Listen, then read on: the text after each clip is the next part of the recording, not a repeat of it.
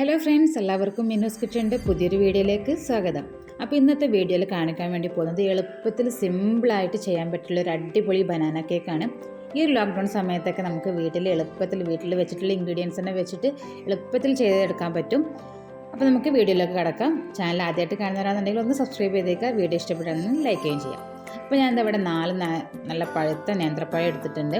അപ്പോൾ വലിയ പഴമാണെന്നുണ്ടെങ്കിൽ 3 എടുത്താൽ മതി. അപ്പോൾ ഞാനിവിടെ ഒരു അടുപ്പിലൊരു പാന് വെച്ചിട്ട് പാന് ചൂടായി വന്നപ്പോൾ അതിലേക്ക് 1 സ്പൂണ് നെയ്യ് ഒഴിച്ചിട്ടുണ്ട്. നെയ്യ് ചൂടായി വരുമ്പം ഇതിലേക്ക് സ്ലൈസ് ചെയ്ത് വെച്ചിട്ടുള്ള നേന്ത്രപ്പഴം ഇട്ട് കൊടുക്കാം. ഞാനിവിടെ നേന്ത്രപ്പഴം 2 ആക്കിയിട്ട് നടു കട്ട് ചെയ്തിട്ട് അതിൽ ചെറിയ ചെറിയ സ്ലൈസ് ആക്കിയിട്ട് കട്ടി കുറഞ്ഞിട്ട് കട്ട് ചെയ്തെടുത്തിട്ടുള്ളതാണ്. അപ്പോൾ ഇതൊന്ന് നമുക്കൊന്ന് വാട്ടിയെടുക്കണം. അപ്പോൾ 2 സൈഡും ഒന്ന് നല്ല ഗോൾഡൻ ബ്രൗൺ കളറാവുന്നത് വരെ ഒന്ന് മുരിച്ചെടുക്കാം. ഫസ്റ്റ് ബാച്ച് ഇപ്പോൾ ഇവിടെ റെഡി ആയിട്ടുണ്ട്. ഇനി ഇതുപോലെ തന്നെ പാനിൽ കുറച്ച് നെയ്യ് ഒഴിച്ചിട്ട് രണ്ടാമതും പഴം ഇതുപോലെ തന്നെ ഒന്ന് വാട്ടിയെടുക്കാം. അപ്പോൾ കംപ്ലീറ്റ് എല്ലാ പഴം ഇതുപോലെ തന്നെ ചെയ്തെടുക്കാം.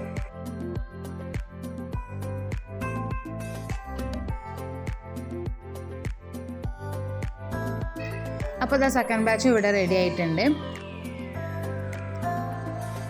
ഇനി നമുക്ക് വീണ്ടും കുറച്ചും കൂടി നെയ്യ് ഒഴിച്ചിട്ട് നമ്മുടെ കയ്യിൽ നട്ട്സൊക്കെ ഉണ്ടെന്നുണ്ടെങ്കിൽ നമുക്കിതിലേക്ക് നട്ട്സും കൂടി ചേർത്ത് കൊടുക്കാം. അപ്പോൾ ഇവിടെ എൻ്റെ കയ്യിലുള്ളത് കുറച്ച് അണ്ടിപ്പരിപ്പും മുന്തിരിയുമാണ്. അപ്പോൾ അതൊന്ന് കട്ട് ചെയ്തിട്ട് ഞാൻ ഈ ഒരു എണ്ണയിലിട്ടിട്ട് ഒന്ന് സോട്ട് ചെയ്തെടുക്കുന്നുണ്ട്.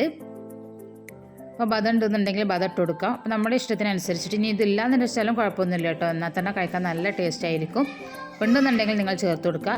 പിന്നെ ഇതിലേക്ക് ഞാൻ 1 കപ്പ് കോക്കനട്ടും കൂടി ചേർത്ത് കൊടുക്കുന്നുണ്ട്. ഇനി തേങ്ങയും അണ്ടിപ്പരിപ്പും മുന്തിരിയും എല്ലാം കൂടി എണ്ണയിലിട്ടിട്ട് ഒന്ന് നന്നായിട്ടൊന്ന് വാട്ടിയെടുക്കണം. നന്നായിട്ടൊന്ന് സോട്ട് ചെയ്തെടുക്കാം.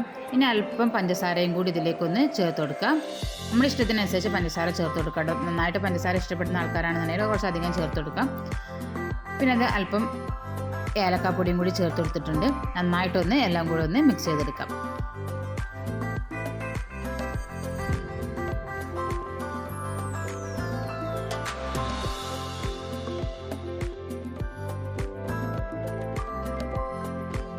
അങ്ങനെ നമ്മുടെ തേങ്ങയുടെ മിക്സ് ഇവിടെ റെഡി ആയിട്ടുണ്ട്. ഫ്ലെയിം ഓഫ് ചെയ്തെടുക്കാം. ഇനി ഞാനിവിടെ 3 കോഴിമുട്ട എടുത്തിട്ടുണ്ട്. നന്നായിട്ടൊന്ന് ബീറ്റ് ചെയ്തെടുക്കാം. ഫോർക്ക് വെച്ചിട്ട് ബീറ്റ് ചെയ്തെടുത്താൽ മതി. ഹാൻഡ് മിക്സർ ഒന്നും വേണമെന്നില്ല. നന്നായിട്ട് മിക്സ് ചെയ്തെടുക്കുക. ഇനി എങ്ങനെയാണ് നമുക്ക് കേക്ക് എങ്ങനെ ചെയ്യാന്നുള്ളതാണ് കാണിക്കാൻ വേണ്ടി പോകുന്നത്. അപ്പോൾ നമുക്ക് ഏത് പാത്രത്തിലാണ് കേക്ക് ചെയ്യേണ്ടത് വെച്ചാൽ ആ ഒരു പാത്രം എടുക്കുക. അതിലേക്ക് ഇതുപോലെ കുറച്ച് നെയ്യൊന്ന് ഇട്ടെടുത്തിട്ട് നന്നായിട്ടൊന്ന് പാത്രത്തിൻ്റെ എല്ലാ വശത്തും ഒന്ന് ആക്കി കൊടുക്കുക. ഇനി നമ്മൾ നേരത്തെ ചെയ്ത് വെച്ചിട്ടുള്ള പഴം അതാണ് ആദ്യം നമ്മൾ ഈ ഒരു പാനിൽ താഴെ വശത്തേക്ക് ഇതുപോലെ നിരത്തി കൊടുക്കുന്നത്. കംപ്ലീറ്റ് എല്ലാ ഭാഗത്തും ഈ ഒരു പഴം ഇതുപോലെ റെഡിയാക്കിയിട്ട് വെച്ച് കൊടുക്കാം. ഇനി ഇതിൻ്റെ മുകളിലേക്കായിട്ട് നമ്മൾ റെഡിയാക്കി വെച്ചിട്ടുള്ള തേങ്ങയുടെ മിക്സാണ് ഇട്ട് കൊടുക്കുന്നത്. ഇനി മൂന്നാമതായിട്ട് ഇത് ഏറ്റവും ടോപ്പിൽ പഴം ബാക്കിയുള്ളതും കൂടി വെച്ച് കൊടുക്കാം.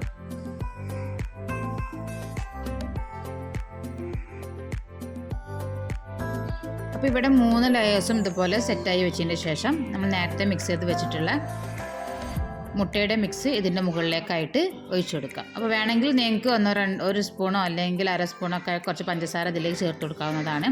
ഞാനിവിടെ പഞ്ചസാര ചേർത്തിട്ടില്ല, കാരണം തേങ്ങയുടെ മിക്സിൽ തന്നെ അത്യാവശ്യം പഞ്ചസാര ചേർത്തുകൊണ്ട് അത്രയും മധുരം മതി എന്ന രീതിയിൽ ഞാൻ ചേർത്ത് കൊടുത്തില്ല. മധുരം ഒന്നും കൂടി ഇഷ്ടപ്പെടുന്ന ആൾക്കാരാണെന്നുണ്ടെങ്കിൽ കുറച്ചും കൂടി ചേർത്ത് കൊടുക്കാം. ഇനി ഇതൊന്ന് നമുക്ക് ഫ്ലെയിമിൽ വെച്ചിട്ട് ഒരു 15 മിനിറ്റ് ഒന്ന് കുക്ക് ചെയ്തെടുക്കണം. 15 മിനിറ്റ് കഴിഞ്ഞതിന് ശേഷം നമ്മുടെ കേക്ക് ഇതാ നല്ല അടിപൊളിയായിട്ട് വന്നിട്ടുണ്ട്. നല്ല ടേസ്റ്റ്, നല്ല മധുരമുള്ള നല്ല അടിപൊളി കേക്കാണ്. ഈ ലോക്ക്ഡൗൺ സമയത്ത് നമുക്ക് കുറഞ്ഞ ഇൻഗ്രീഡിയൻസ് വെച്ചിട്ട് ഈസി ആയിട്ട് ചെയ്തെടുക്കാൻ പറ്റിയിട്ടുള്ളതാണ്. എല്ലാവരും ഒന്ന് ട്രൈ ചെയ്ത് നോക്കാം.